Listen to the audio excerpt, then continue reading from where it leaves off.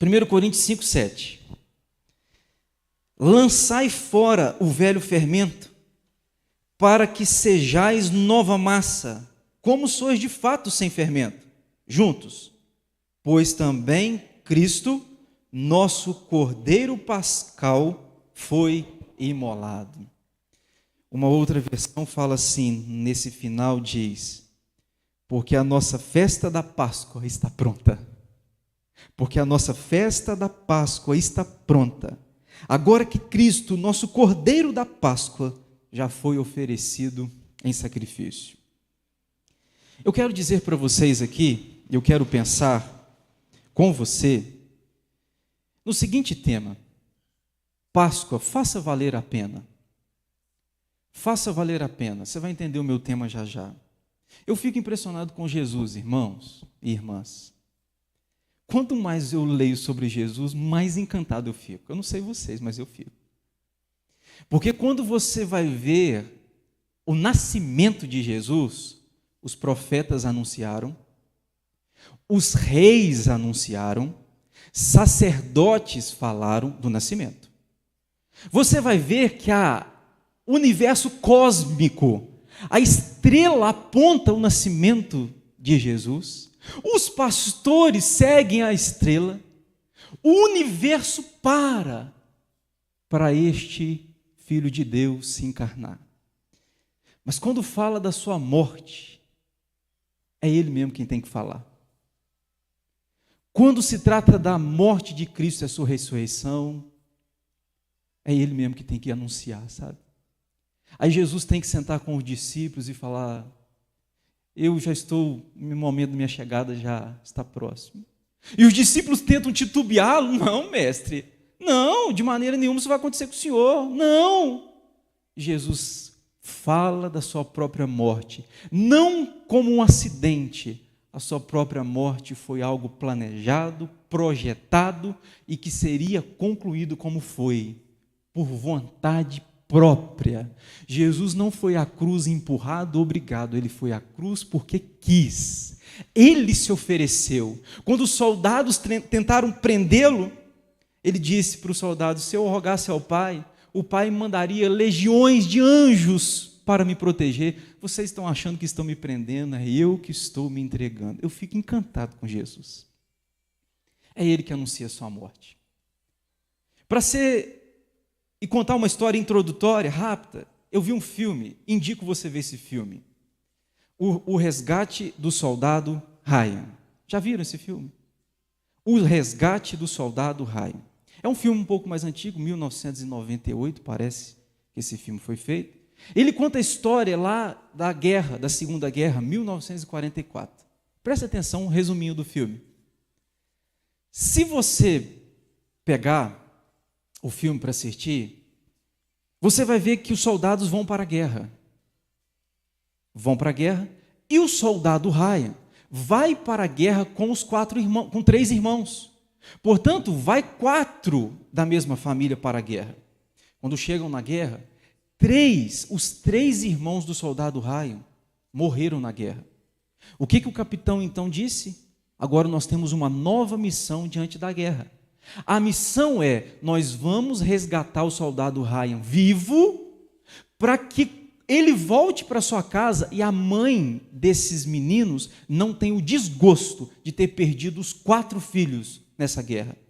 Já que perdeu 3, o objetivo nosso agora é resgatar o soldado Ryan. Aí, meus irmãos, a história é linda, porque vai um batalhão, entram na guerra à procura do soldado Ryan, e quando eles encontram o soldado Ryan, o batalhão e o capitão morrem para resgatar este soldado. Quando o capitão está morrendo, todo ferido, ensanguentado, ele olha para o soldado Ryan e diz o seguinte: nós demos a vida para salvar você. Faça valer a pena a nossa morte. Pegaram? Nós demos a vida para salvar você. Faça valer a pena a nossa morte, não só a minha, mas como de todo o batalhão. Para manter você vivo, todos nós tivemos que abrir mão da nossa vida. Faça valer a pena. E o filme começa com um velho, já idoso, indo a um cemitério, e tem a lápide ali naquele cemitério do capitão que morreu. O filme começa com ele ajoelhando e a cena é cortada. O filme acontece e no final volta para essa cena lá do início. O soldado Ryan, que está diante do túmulo do capitão, velho, já ele chega, presta continências ao túmulo e diz: capitão, aqui é o soldado Ryan, aqui é minha família, esposa, filhos e netos. Eu vivi de modo que tenha valido a pena a sua morte. O filme é fantástico.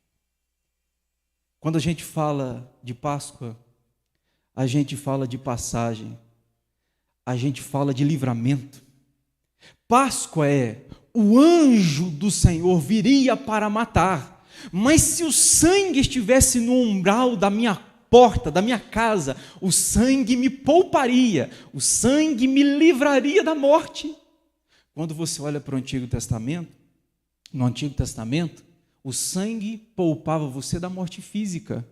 Você não morreria fisicamente. O anjo não mataria. Pois é, mas no Novo Testamento, o Senhor Jesus, aquele que tem o sangue dele, aquele que está debaixo desse sangue, desse cordeiro que foi imolado, sacrificado, não só da morte física somos livrados, pastor, ainda que a gente morre. Mas a morte física para mim e para você não é mais uma consequência, não é mais uma punição. A morte física para mim e para você é um passaporte para que você e eu nunca venhamos a morrer eternamente. Lá atrás, o anjo passava e matava fisicamente, mas agora este Cordeiro de Deus não deixa você morrer eternamente. Isso é fantástico nas Escrituras, eu fico apaixonado por isso. Páscoa é o feriado, a celebração, a festa que os crentes deveriam celebrar todo dia na sua história. Todo dia é um dia de Páscoa, porque ele morreu, vivo estou, então viva de modo que vale a pena a morte de Jesus. Compreendeu por que eu contei a historinha? Pastor, se Jesus deu a vida por mim, e foi voluntário, eu queria trabalhar com vocês nisso aqui. Por que Jesus morreu por mim? Porque se ele poderia evitar, ele poderia, os soldados vêm para prendê-lo. Pois é, eu sou Deus, eu não deixo ninguém me prender. Eu posso escapar da cruz, eu não quero morrer. Porque se ele poderia não fazer, por que ele resolveu fazer? Para que ele resolveu dar a vida para mim e para você, por nós? Por qual razão? Se era algo evitável, por que ele não evitou? Aí eu vou responder com 3, embora já digo que não ficam nessas 3. Por que ele resolveu dar a vida por mim? Por que ele resolveu me livrar da morte? Por quê? Número 1, o Senhor Jesus resolveu me livrar da morte porque ele me quer vivo. É lógico, se ele resolve não me punir com essa morte eterna, então está implícito que ele me quer vivo. Esse Jesus nos quer vivo, esse Deus nos quer vivo, e não apenas esta vida de acordar, andar, trabalhar, dormir. Porque isso não é vida no Evangelho. Muita gente anda, fala, come, trabalha, volta para casa, cuida de filho, mas não está vivo, se é que você está me entendendo. Porque vida não é respirar, vida é quando a vida deixou de existir em mim, a vida que é Cristo. Portanto, por que esse Senhor quer me poupar e me poupou da morte? Porque Ele me quer vivo, Ele quer você vivo. E que tipo de vida é esta? A vida que está registrada em João 10:10. O ladrão vem para matar, roubar e destruir. Mas Jesus falou o quê? Eu vim para que tenham vida e vida em abundância. Bom, se ele resolveu morrer a minha morte, então é porque ele não me quer morto, ele quer você vivo, ele não quer que você apenas respire, ele não quer que você apenas ande, pague conta, trabalhe e volte, porque isso é muito pouco. Ele quer você e eu vivos, e por querer você e eu vivo, ele morreu a nossa morte, para que tivéssemos uma vida abundante.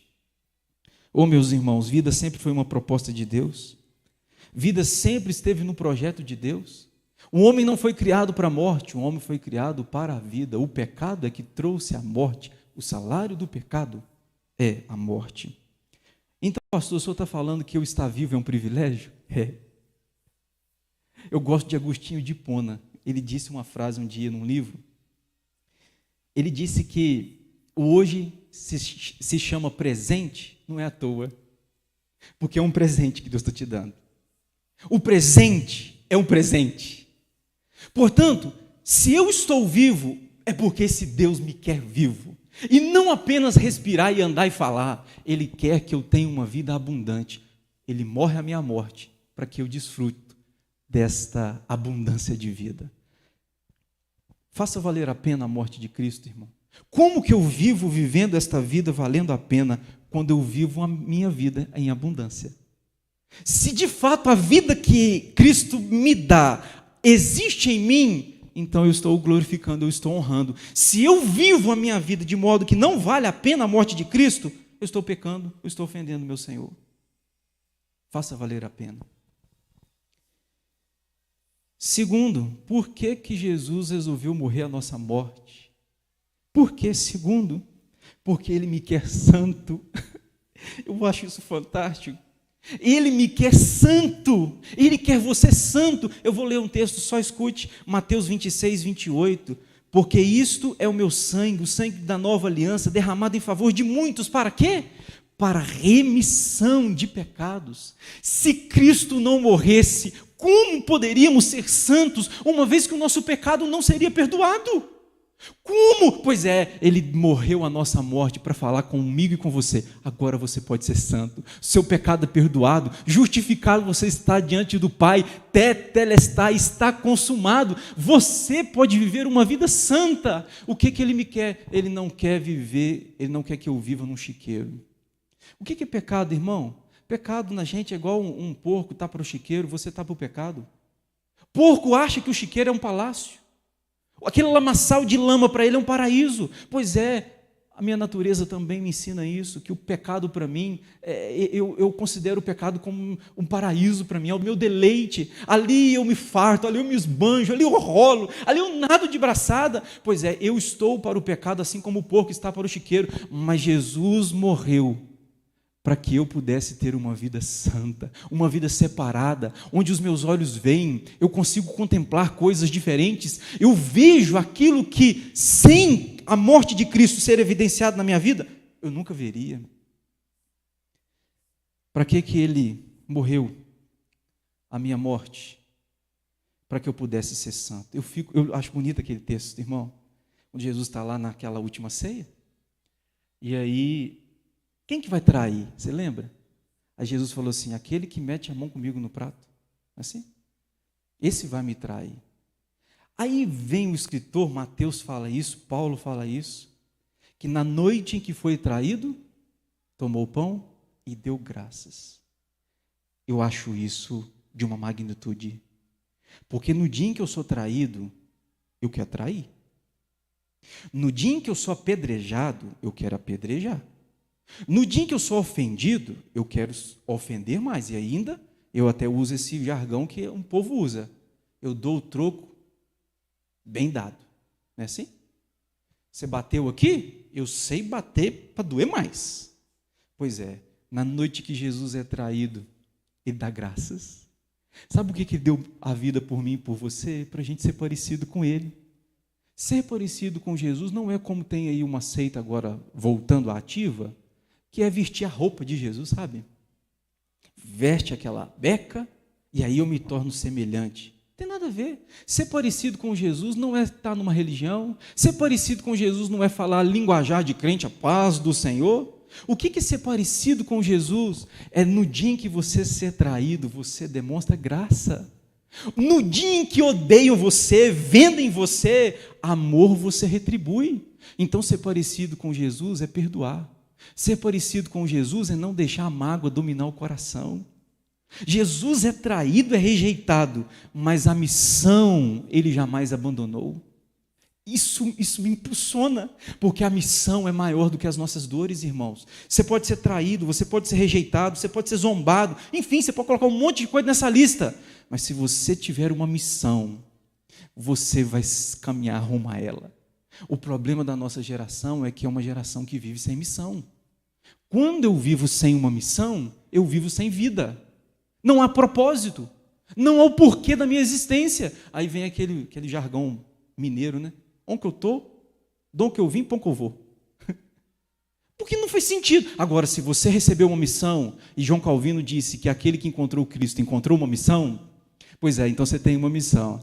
Então você tem a razão pela qual morrer e viver. Você tem uma missão. Jesus é traído, mas nada o tira da sua missão. Ser parecido com Jesus é não deixar que o coração azede. É não deixar que diante de uma traição você se torne um traidor também. Eu fiz um dia um videozinho, eu estava em Carangola.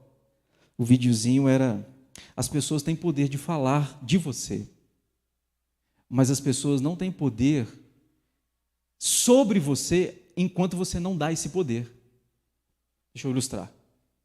Pastor, o senhor é um mentiroso. Falaram aqui, ó. Sou um mentiroso.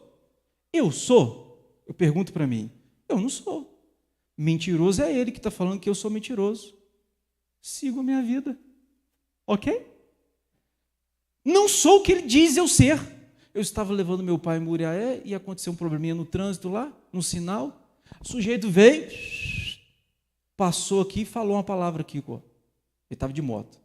Falou uma palavra, não vou repetir para você. Não é bonita, não. Meu pai falou assim: xingou você.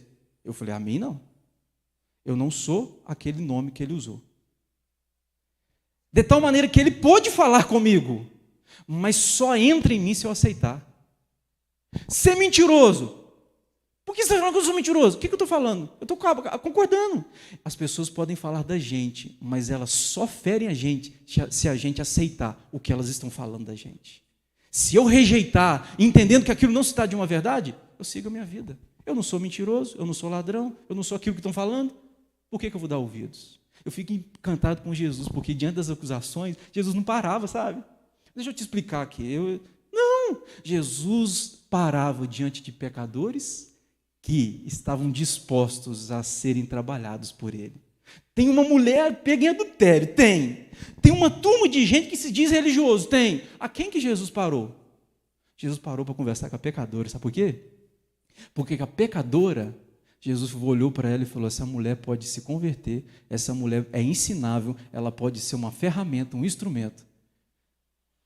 Então, quando você estiver diante de uma turma que se diz os santarrões, foge dela, viu? Essa turma que anda no pedestal, que empina nariz, engrossa a voz, foge dessa turma. Prefira ficar do lado da pecadora que arrependida está, clamando pelo Senhor, do que de uma multidão que, cheia de argumentos bíblicos, querem só condenar e tacar pedra. Foi isso que Jesus fez. Terceiro e último, eu vou terminar. Por que Jesus resolveu morrer a minha morte? Por quê? Porque Ele me quer salvo. Ele me quer salvo. Pois é, se Ele não morresse e ressuscitasse, nunca seria salvo. Não haveria dinheiro para comprar, não haveria império para me dar, não haveria reis para colocar diante de mim. Mas se Ele morreu e ressuscitou, salvação Ele tem para me oferecer. Por que Ele morreu? Porque Ele não quer ver você condenado.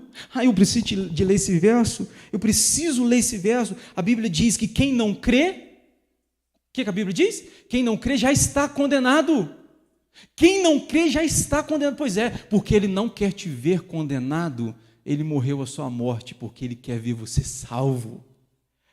Irmãos, que evangelho, e isso me impulsiona. A Bíblia diz em Apocalipse 21:4, Ele enxugará dos olhos toda a lágrima e não haverá mais morte. Ele me quer salvo. A cruz foi o púlpito de Deus, onde Deus pregou o que é amor. Eu quero terminar dizendo para você: pastor, Ele quer me salvar de quê? 3 coisas, não que só sejam essas. Primeiro, Ele quer me salvar do pecado. Eu não disse para vocês que assim como o porco está para o chiqueiro, eu estou para o pecado. Pois é, Ele quer me livrar desse pecado. Ele quer me tirar desse chiqueiro. Embora eu acredito que no chiqueiro estou no paraíso. Mas Ele vem e fala: não, meu filho, não é o chiqueiro, o paraíso. Você está com uma visão embaçada, você está com uma visão turva. Eu vou mostrar.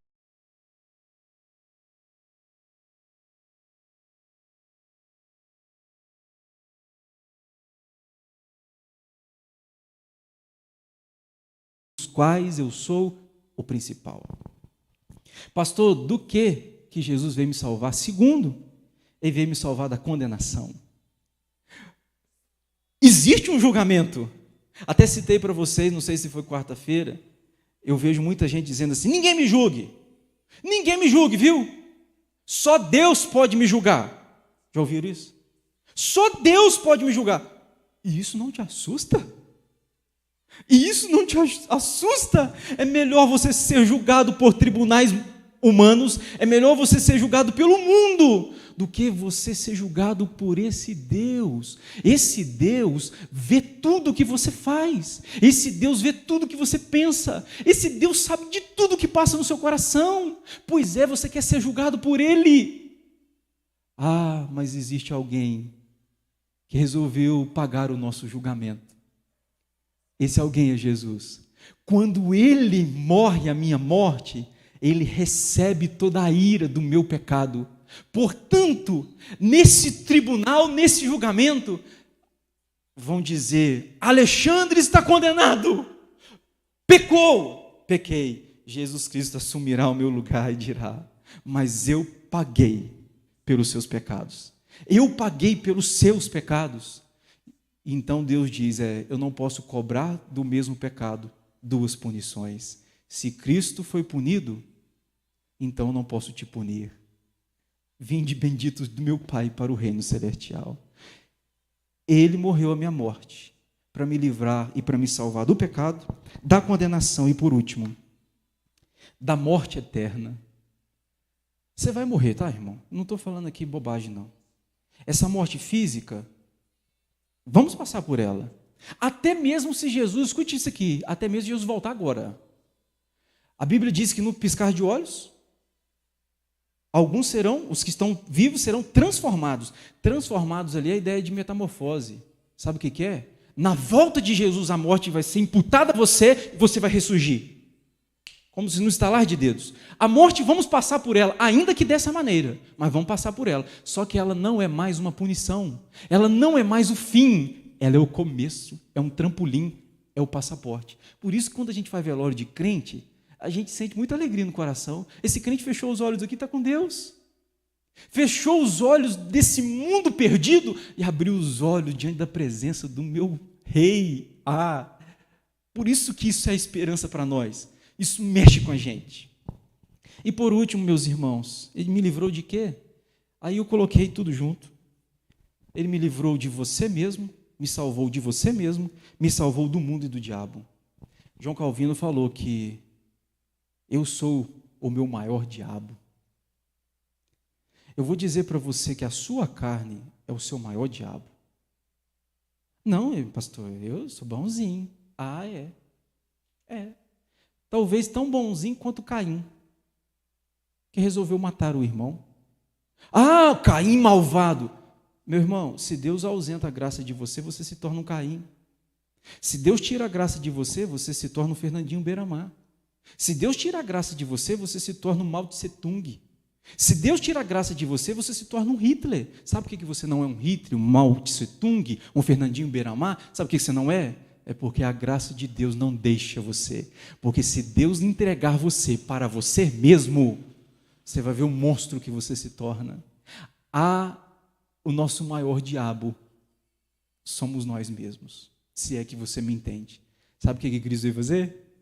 Ele veio me libertar de mim. Alexandre, não vivo para você não, Alexandre. Porque se você viver para você, a única coisa que você pode fazer da sua vida é tornar a sua vida miserável, medíocre, pobre. Você tornar a sua vida digna, sim, da ira de Deus. A única coisa que eu posso fazer. Então Jesus veio: Alexandre, não viva para você não. Eu quero que você seja livre de você. Eu quero que você seja livre da carne, livre do mundo. Você vai viver no mundo, mas não é do mundo. E eu quero que você se torne livre do poder de Satanás. Irmãos, no fim, o soldado Raio chegou naquele túmulo e falou: capitão, aqui é o soldado Raio, minha família, meus filhos e netos. Eu vivi de modo que tenha valido a pena. Eu termino perguntando para você: Você poderia chegar diante de Jesus e falar: Senhor Jesus, aqui é o Alexandre, eu tenho vivido de maneira que tenha valido a pena a sua morte. Vamos ficar em pé?